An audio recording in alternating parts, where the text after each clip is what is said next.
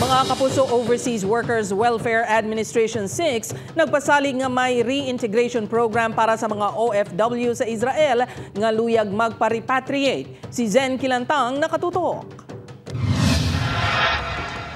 Ginmanduan ni Iloilo Governor Arthur Defensor Jr. ang mga barangay kapitan sa probinsya nga mag-imbentaryo sang ilang mga residente nga OFW sa Israel agud mahapos ang paghatag sang assistance kag koordinasyon sa mga ahensya. Pag-usisaon na aton nga mga kabarangayan kung may kasimanwa kamo sa Israel para mabalaan namon kag makabulig man kita sa OWA kag sa mga national government agencies.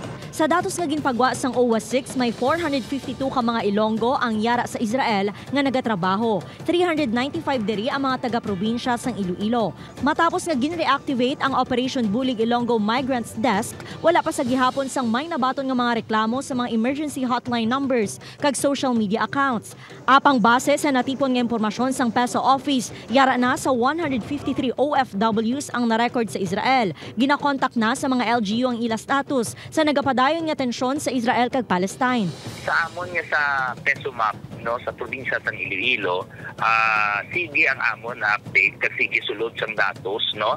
May ara kita ya 150 kabilog nga mga OFW nga nagaulubra sa Israel.